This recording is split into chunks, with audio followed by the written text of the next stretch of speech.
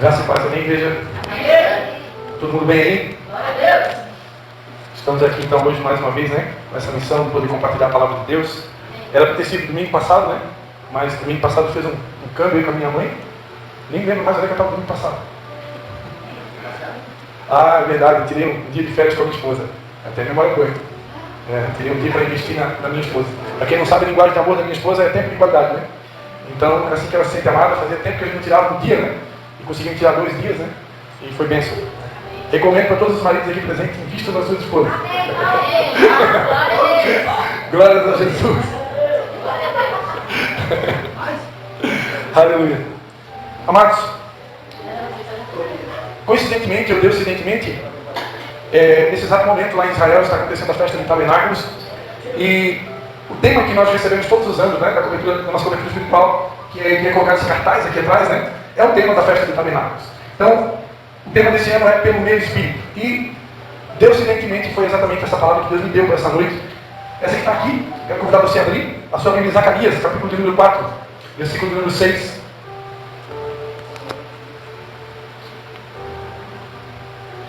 Eu vim para cá com umas 3 mensagens. Tem umas 3 que estou preparado para pregar até para... Mas essa é a palavra que Deus confirmou. Já pela manhã ele já tinha me falado nessa palavra e só confirmou agora. Então quero convidar você a abrir a sua Bíblia em Zacarias capítulo 4. A gente vai ler do versículo 6 até o 10.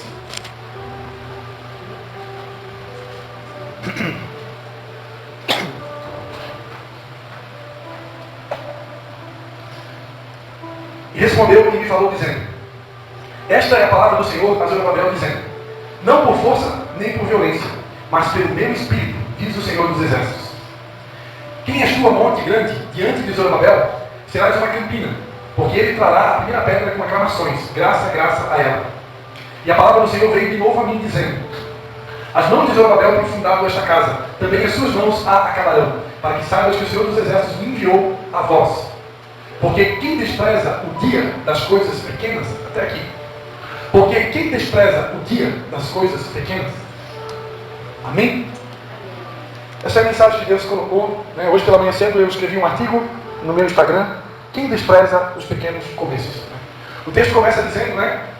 Não por força nem por violência, tema do ano, pelo meu espírito. A palavra de Deus diz que se o Senhor não edificar a casa, em vão trabalham aqueles que edificam. Toda a obra de Deus é feita pelo Espírito Santo, né? Hoje de tarde minha mãe mandou uma mensagem para mim e ela disse assim: você sabe, né, que é tudo que vai pregar hoje, né? Aí eu respondi: eu não, o Espírito Santo. Na verdade, claro que somos nós que pregamos, mas quem está em nós é o Espírito Santo. Então, na verdade, somos nós e não somos, né? Porque toda a obra de Deus é feita pelo Espírito Santo. Eu posso, se eu não me encher do Espírito Santo, eu posso pregar uma palavra totalmente na alma, né? Tem um monte de pregador que prega na alma, mas pessoas que são tementes a Deus, que se enchem do Espírito Santo, quando elas abrem a boca para falar, não é elas, né? Então, Deus usa o vaso, mas quem faz tudo é o Espírito Santo, né? E esse é o tema do ano, né? Não por força, não por violência. Quem lembra a palavra que eu preguei aqui alguns dias atrás, né? Jeremias, né? Não é pela força do braço. Não é na força do braço. Não é com a minha sabedoria. Não é com o meu conhecimento. Não é com o meu know-how, como dizem, né, aqueles que falam a língua inglesa, né? Não é o meu know-how. É pelo Espírito. Jesus, ele resumiu tudo que eu estou falando numa frase. No Evangelho de João, capítulo 15, versículo 5, Jesus disse: eu sou a videira verdadeira, vocês são as varas, né? São as varinhas. O que a gente é? Uma varinha. O meu pai é o agricultor, né? E aí ele vai dizer assim: aquele que permanece em mim dá muito fruto. E aí ele termina dizendo: sem mim nada podeis fazer. Por que eu não posso fazer nada sem ele? Porque sem ele eu não consigo, não dá para fazer sem ele. Tem pessoas que fazem sem ele, mas aí não é ele fazendo, aí é as pessoas que estão fazendo. Quando eu me submeto a ele, eu me rendo a ele e digo: Senhor, eu não consigo, eu não sei, eu não posso. Quem pode é tu, quem consegue é tu, quem sabe é tu. Aí ele faz. E tem sido essa a minha oração ao longo dos anos. Eu me lembro como se fosse hoje, o dia que a gente inaugurou a nossa primeira igreja lá na cidade de Nova Trento. A gente nunca começou um culto sem ir todo o ministério de louvor, a liderança da igreja lá para trás na salinha. A gente dava as mãos, todo o presbitério da igreja, e a gente orava: Espírito Santo de Deus, tu és o guia, tu és o rei, tu és o comandador, tu és o presidente, tu és tudo nesse ministério. Sempre foi assim, sempre foi assim. Hoje, claro, se tratando do Ministério Vidas Águas, hoje a gente se reduziu a uma célula. Então, confesso que a gente não está fazendo mais como fazia antes, né? Claro que a gente sempre ora em casa, a gente ora todo tempo, a gente ora em casa, a gente ora no carro, a gente ora quando chega na igreja, está sempre orando. Mas eu tenho saudade daquela época, né? Porque eu creio muito no que diz no Salmo número 133, né? Que onde há união, o Senhor ordena a bênção. Então eu acredito que a oração, quando ela é coletiva, ela é mais poderosa. Eu oro sempre, sozinho, em casa, no meio do caminho, Senhor, qual que é a palavra de hoje? Quais as músicas que eu vou cantar no louvor? O que você quer que eu falo? Qual que é a tua direção? Tem todo orando. Mas quando a gente ora junto, parece que a coisa é mais forte ainda. Né? O que eu quero dizer com tudo isso é que a obra de Deus ela não é feita por nós. A palavra de Deus é clara. Se o Senhor não edificar a casa, em vão trabalham os que edificam. Então quem edifica a obra de Deus é o Espírito Santo de Deus. Não por força, nem por violência, mas sim pelo meu Espírito, diz o Senhor dos Exércitos. Então a obra de Deus é feita pelo Espírito Santo. Quando Jesus Cristo disse que o fardo dele era leve e o jugo é suave, porque quando a gente entende, quando cai a ficha, quando a gente compreende, de fato, de verdade, que não é nós que fazemos, é o Espírito, é pelo Espírito, aí o fardo é leve, o jugo é suave. Por que muitas vezes nós nos sentimos cansados na obra de Deus? Por que parece que muitas vezes a gente está carregando uma tonelada nos ombros? Parece que quando chegou o dia de pregar na célula, o dia de pregar no culto, parece que eu estou carregando um peso, um fardo. Por quê? Porque entrou o homem. Entrou a minha alma. A minha alma deixou o inimigo, mentiu para mim, eu ouvi ele e acreditei que é eu que vou fazer alguma coisa. Eu acreditei que é eu que vou pregar. Eu acreditei que é eu que vou fazer. Mas já não é mais ele, agora é eu. Aí ficou pesado. Porque eu não tenho a capacidade dele. Eu não tenho a sabedoria dele. Eu não tenho o conhecimento dele. Olha o que está escrito na minha capa da minha Bíblia aqui, ó. Na capa da minha Bíblia aqui, ó. João 15:5.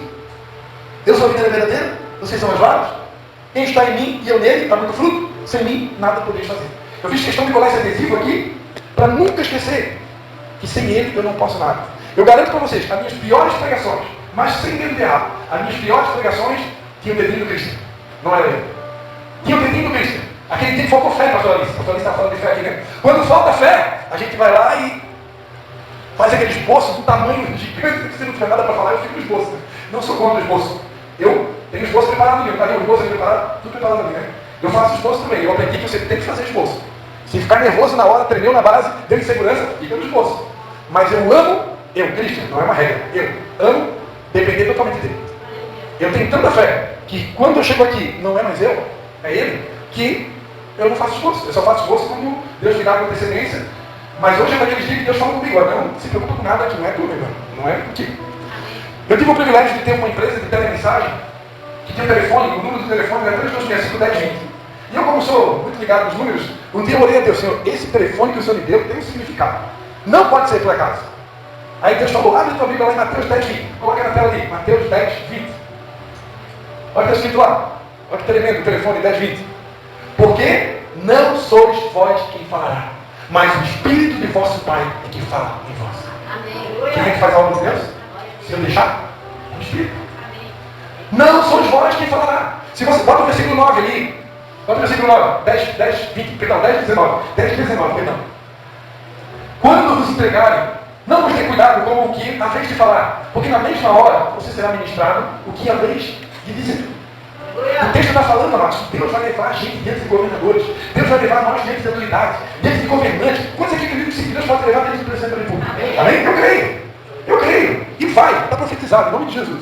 E quando Deus te colocar diante do presidente da República, você não tem que se preocupar com o que você vai falar. Se você crê nessa palavra, bota o versículo 20 aqui de novo. Mateus 10:20.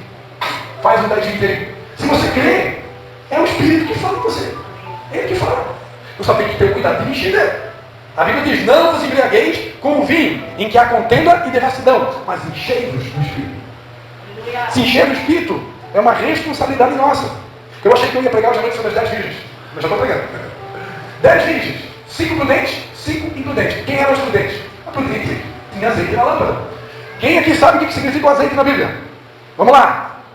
O que o azeite significa na Bíblia? O Espírito Santo. O azeite fala de unção.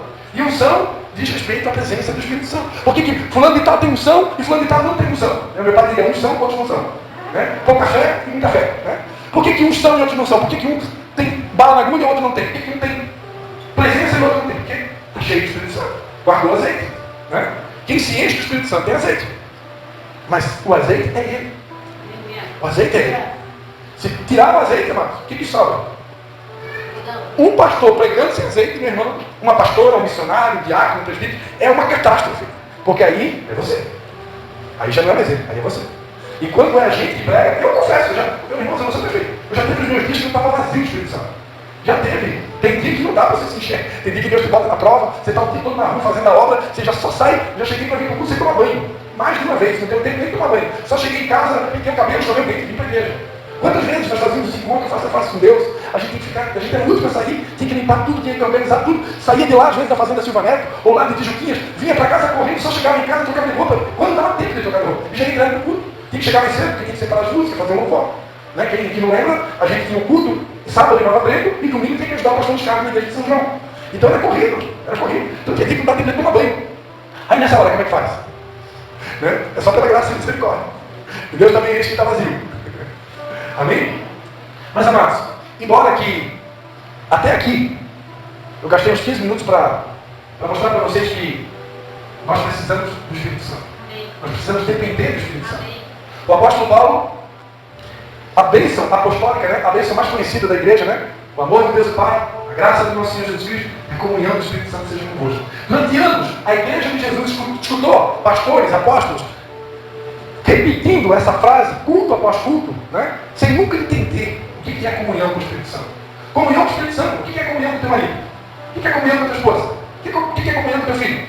O que significa a comunhão com o teu pastor? Agora eu pergunto, o que é a comunhão com o Espírito Santo? Você conversar com ele, ouvir ele, trocar ideia com ele, ele é real. Ele, como diria, né, nossos irmãos romanos, né, a terceira pessoa da Trindade, ele é Deus. E ele habita em nós. E nós precisamos se relacionar mais com ele. Precisamos depender mais dele. Porque quanto mais nós dependemos dele, quanto mais nós nos rendemos a ele, mais as coisas vão fluir na nossa vida. Ele é a seiva. Uma vez Deus deu uma mensagem para minha esposa, né? Se o Pai é o viticultor, Jesus é o videiro, nós somos as varas, onde é que está o Espírito Santo em tudo isso? O Espírito Santo é a seiva que passa por dentro da videira. Aleluia! Sem ele não há vida em nós. É ele que nos dá vida. Agora, amados, nesse mesmo texto que a gente leu aqui, eu queria pedir para nossa... voltar de novo ali no texto de Zacarias, capítulo 4. Eu queria chamar a atenção, amados, ao versículo número 10, Zacarias 4, 10. Deus usou a irmã Doris, exatamente lá em Tijucas. Ela citou um versículo que Deus falou com ela, enquanto eu estava pregando a palavra de Deus lá em Tijucas. E foi através disso que Deus confirmou o que Deus queria falar aqui hoje à noite. E o principal, posso dizer que Deus quer comunicar conosco aqui nessa noite, está relacionado à parte A desse versículo. Quem despreza o dia dos pequenos começos? Ageu e Zacarias foram profetas levantados por Deus no tempo da reconstrução do templo. Deus usou a irmã Adriele aqui, né, para pregar algum tempo aqui atrás. Ela pregou o capítulo 1 inteirinho de Ageu, acho que foi até o capítulo 2 também. Foi os dois, né? Então, Ageu e Zacarias pregaram no mesmo tempo.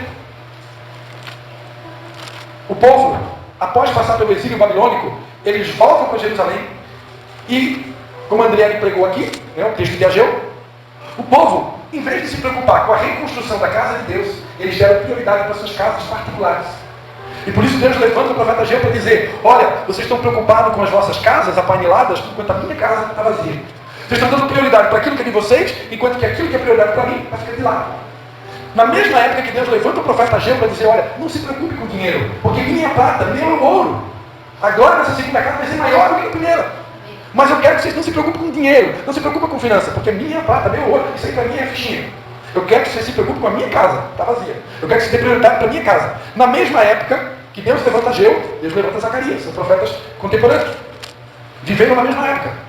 E aqui Deus levanta Zacarias para trazer mais essa revelação, né? Que a edificação da casa de Deus, naquela época, era uma casa física. Era uma construção de tijolos. Hoje, esse texto para nós não diz mais respeito a uma casa de tijolos. Diz respeito a uma casa espiritual. Nós somos a obra de Deus. Então a obra que está sendo edificada aqui nessa noite, pelo Espírito Santo, não é nessas 4 paredes aqui. Até porque eu nem sei fazer massa de pedreiro, ou tens que me ensinar como é que faz. Mistura o cimento, areia, a água, o cal, né? Eu nem sei fazer, irmão. Se eu tivesse que quebrar essa parede para fazer uma nova, eu nem dá jeito. Mas a obra que está sendo edificada aqui é uma obra espiritual. Por isso que Deus levanta Zacarias para dizer: não é por força nem por violência, mas é pelo meu Espírito. Como? Eles teriam que recomeçar tudo do zero. Porque o rei Nabucodonosor tinha destruído Jerusalém. Os muros foram quebrados. A cidade foi destruída. Tudo tinha sido destruído. Eles tinham que começar tudo do zero. É fácil começar do zero? Desanima ou não desanima? Não é desanimador começar do zero? Então aquele povo estava tudo desanimado, eles estavam tão para baixo, irmão, que eles estavam preocupados primeiro com a casa deles. Eles queriam primeiro construir a casa deles, para ver se dava um ânimozinho, né? Primeiro eu vou construir a minha casa, vou comprar meu carro novo, depois vou pensar na casa de Deus. Aí Deus levanta Ageu, não, primeiro a minha casa. Mas estavam desanimados. Aí Deus levanta Zacarias para dizer o seguinte: não despreze o dia das pequenas coisas. Não despreze as coisas pequenas. Não despreze os pequenos começos. Por que Deus levanta o profeta Zacarias? Porque Zacarias sabia muito bem, Deus sabia muito bem que não é fácil recomeçar. Outro dia Deus levantou, na nossa célula lá em São João, Deus levantou o Anderson. O Anderson é um delegado, eu tinha convidado ele para... Não lembro se era para pregar ou se para fazer uma palavra dele aqui na célula. O Anderson é um nordestino, casado com a Sabrina. Ele teve aqui no dia do teatro. Quantos lembram do dia que a pastora Patrícia pregou? Foi feito teatro aqui, né? O Anderson estava aqui, é o nosso baterista, né? Ele recentemente teve 2 filhos gêmeos, né? Nasceram os 2 bebês do Anderson. E eu dei a oportunidade para o Anderson pegar na célula antes de nascer os bebês dele. E ele pregou o texto de Jeremias, né? Jeremias 18, né? Que nós somos o vaso na mão do goleiro. E aí Deus pergunta para Jeremias: por acaso eu não posso quebrar o vaso, tem que fazer tudo de novo? E aí qual que é a resposta? Né? Deus pode ou não pode? Deus pode. Só que para a gente, quando Deus quebra tudo, para começar tudo do zero, é terrível. Aquela sensação assim que tu está em pedacinhos e agora tu vai ter que começar tudo do zero. Aí Deus pergunta: posso? Pode. Filho de Deus. Então, aí ele pregou sobre isso. É difícil o recomeço, mas eu preciso aceitar. Eu preciso aceitar o recomeço. Não tem como fugir, é um processo da nossa vida. E eu tenho que aceitar. Eu não posso desprezar os pequenos começos. Por que, amados? Por que eu não posso? Diga, pastor Cristian, por que eu não posso? Coloca na tela para nós aí, irmã abençoada. Lucas 16:10. Lucas 16:10. Quem é fiel no mínimo, também é fiel no muito. Quem é injusto no mínimo, também é injusto no muito.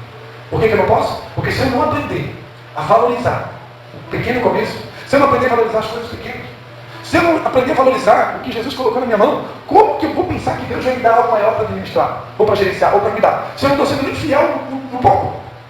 Muitas vezes a gente acha que pode enganar Deus. A fidelidade, irmãos, ela vai desde um olhar, desde um pensamento. Hoje, a igreja de Jesus, irmãos, ela entrou num nível de... Vou cuidar aqui para não usar nenhuma palavra para não magoar ninguém. Mas assim, de escuridão tão grande, que hoje a igreja comete alguns pecados gravíssimos, e parece até que não está acontecendo nada. Irmãos, Deus é santo. Um pensamento meu ele já deu.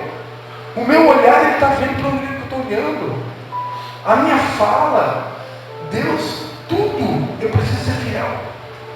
Eu preciso ser fiel ao meu cônjuge, eu preciso ser fiel aos filhos que Deus me deu, eu preciso ser fiel ao meu pastor, eu preciso ser fiel à minha célula, eu preciso ser fiel aos meus liderados, eu preciso ser fiel ao meu patrão, eu preciso ser fiel em tudo, irmãos. E às vezes a gente não está sendo totalmente fiel. A gente está sendo, sabe, meia boca.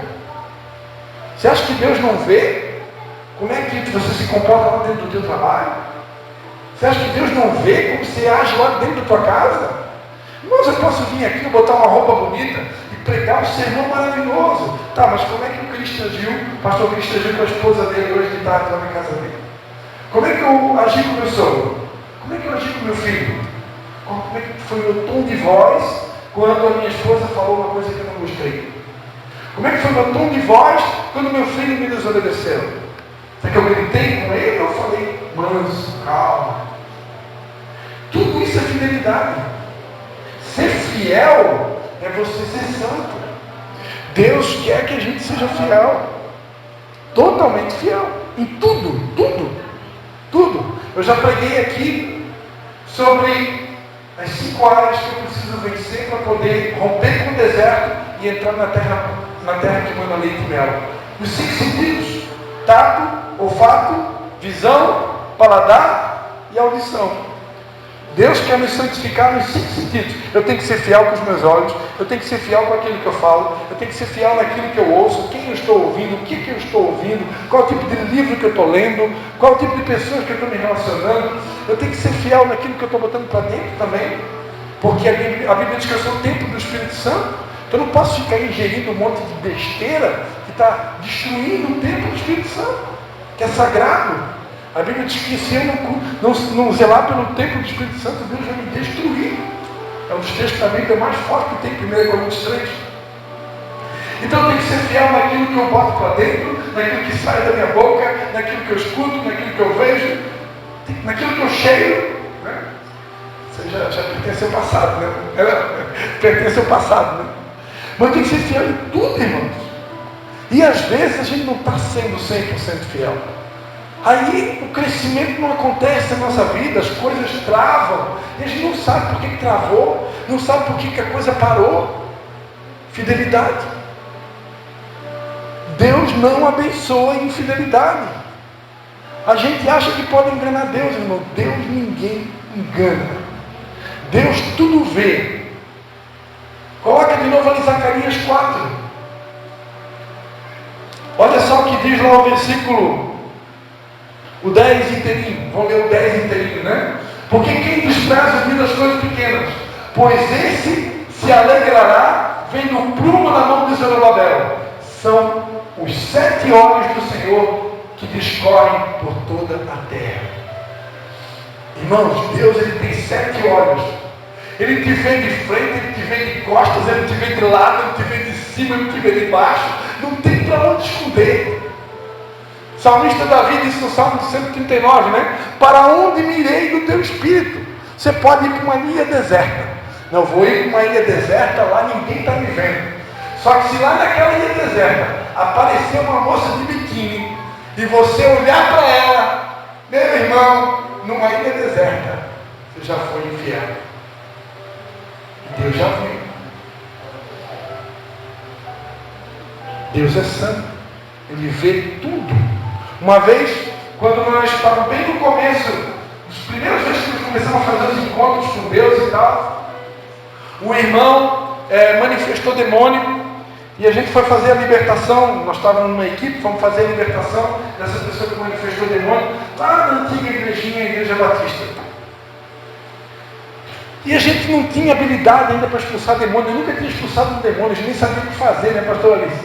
Nós levamos um sarrafo do demônio. O demônio fez a festa. Levamos quase 2 horas para fazer a libertação.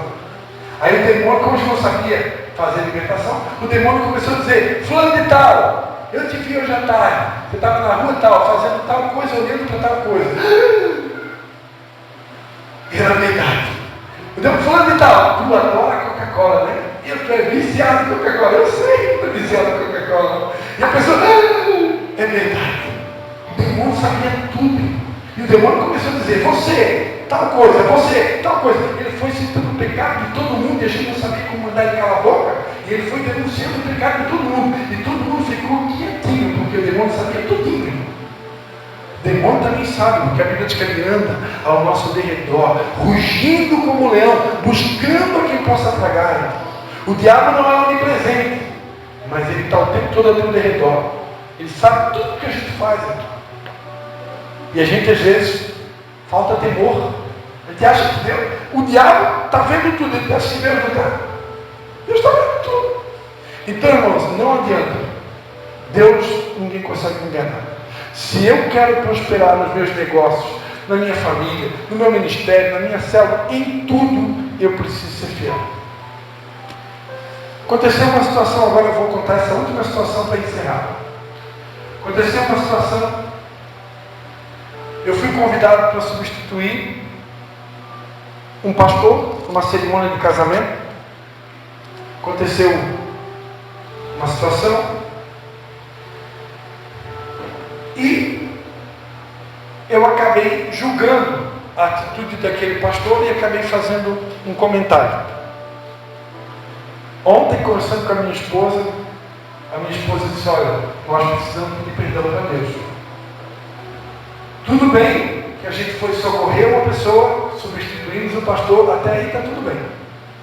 Precisaram da nossa ajuda, era uma situação de emergência, substituímos, ok. Mas nós não temos direito de falar nada de uma autoridade constituída por Deus. A palavra de Deus é clara: toda autoridade é constituída por Deus. Deus usou o Leonardo aqui, para falar uma coisa que muita gente não sabe. Nós não podemos falar nem do Lula, irmão. E quanto crente falando mal do Lula? Porque o Lula isso, porque o Lula aquilo. Amém, se é verdade, ok. Só que enquanto ele estiver como presidente da República, o que a Bíblia diz? Abre a sua Bíblia lá, não precisa nem abrir, né, que agora tem a tecnologia. Coloca para nós na tela aí, 1 Timóteo, capítulo de número 2. 1 Timóteo, capítulo de número 2. A pastora Alice já até decorou esse texto aqui. Se ela não decorou, eu vou começar na saída. Tá? Porque intercessora não saber esse texto aí, tem que saber de cor. Olha só, 1 Timóteo, capítulo 2. Admoesto-te, pois, antes de tudo, que se façam deprecações, orações, intercessões e ações de graças por todos os homens, pelos reis e por todos que estão em eminência, para que tenhamos uma vida quieta e sossegada, em toda piedade e honestidade, porque isto é bom e agradável diante de Deus, nosso Salvador, que quer que todos os homens se salvem e venham ao conhecimento da verdade. Como é que eu vou ganhar o Lula para Jesus falando mal dele? Que tipo de testemunho que eu estou dando como crente, criticando a autoridade que o próprio Deus colocou? A irmã Adriele começou o culto aqui lendo Daniel. Olha o que diz lá em Daniel. Coloca para nós na tela ali, Daniel, capítulo de número 2.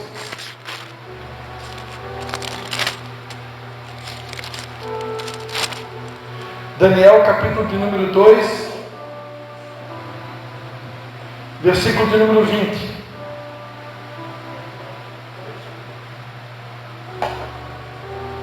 Falou Daniel e disse: seja bendito o nome de Deus para todo sempre, porque dele é a sabedoria e a força. Ele muda os tempos e as horas, ele remove os reis e estabelece os reis. Ele dá sabedoria aos sábios e ciência aos inteligentes. Quem é que estabelece reis e remove reis? Você com teu voto? Você acha que é você com teu voto? A Bíblia não fala isso. A Bíblia diz que quem coloca o rei e quem tira o rei é Deus. A gente vai lá votar com o livre-arbítrio que Deus nos deu. Cada governo tem que me merecer. Mas, não cai um fio de cabelo sem o consentimento de Deus. Nós votamos, mas quem coloca o rei é Deus. Se Deus não quiser, irmãos, o Lula não estaria lá agora. Se Deus não quisesse, eu garanto para você, ele não estaria lá agora. Se ele está, é no mínimo com a permissão de Deus.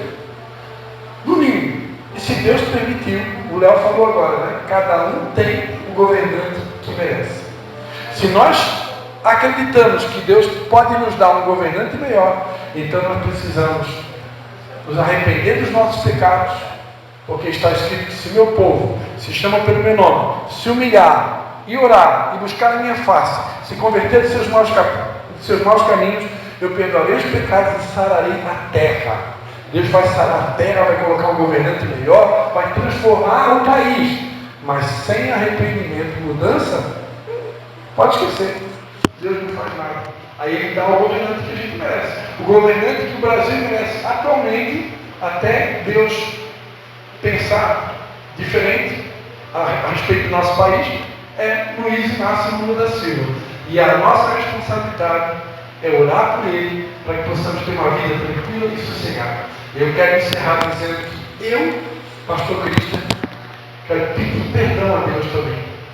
Está gravando, né? Porque eu já usei esse microfone aqui para falar o que não devia do nosso presidente, né? Luiz Inácio Lula da Silva. Então hoje eu peço perdão a Deus e peço perdão à igreja, né? Porque não é o que a Bíblia ensina. Não é o que a Bíblia ensina. Se nós queremos um novo Brasil, nós vamos precisar pedir para Deus em oração que nos dê esse Brasil. Mas não é por força e nem por violência. É mais no joelho que a gente muda as coisas. Com Deus é muito mais no joelho. Claro que é oração e ação, concorda? Oração e ação. Mas tudo começa com a oração. Porque ação sem oração está confusão. Não é, pastor Alice? Amém, queridos? Eu vou parar por aqui. Vamos ficar de pé.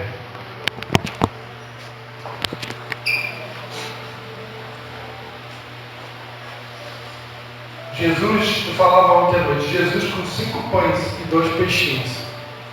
Ele operou um grande milagre. Jesus não reclamou dos 5 pães, não falou que era pouco. O que eu vou fazer com isso? Não, ele levantou os céus, me deu graças. Obrigado pelo pouco.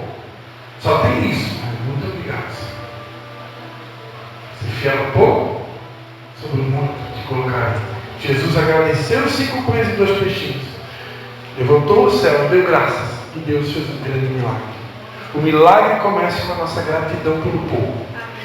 Deus quer que a gente seja grato pelo marido que Ele deu, pela esposa que Ele deu, pelo filho que Ele deu, pelos pastores que Ele deu, pelo presidente que Ele deu, pelos governantes que Ele deu, pela igreja que Ele deu, pelos amigos que Ele deu. Deus quer que a gente seja grato.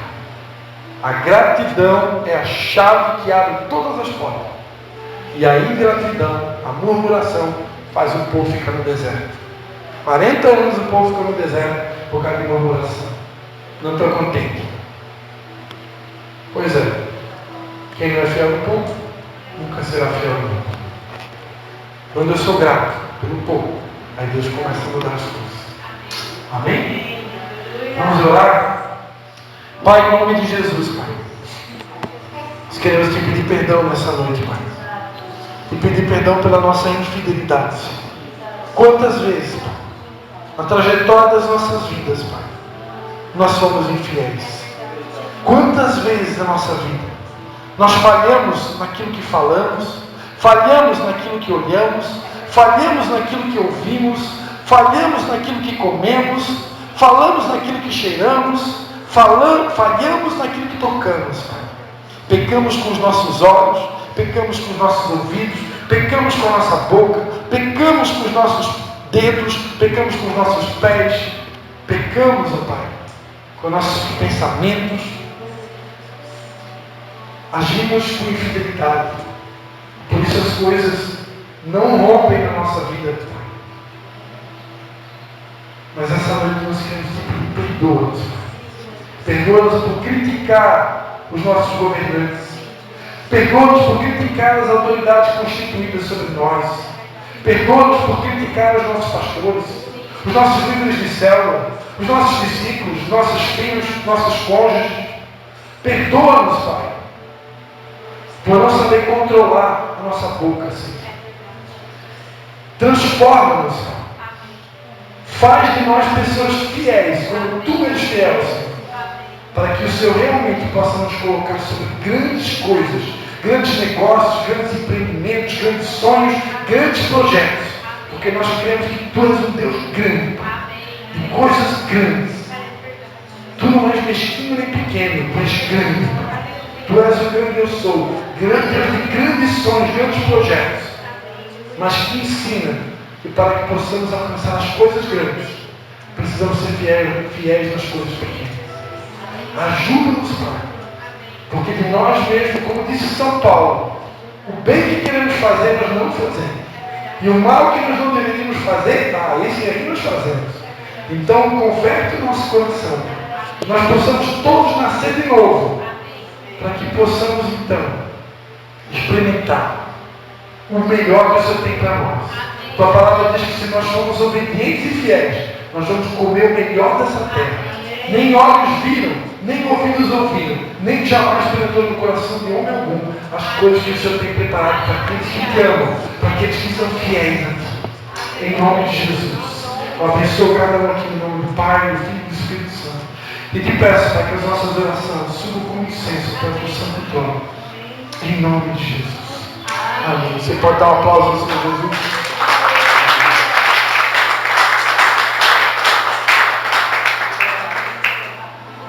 Vamos encerrar cantando a música Eu Preciso de Você.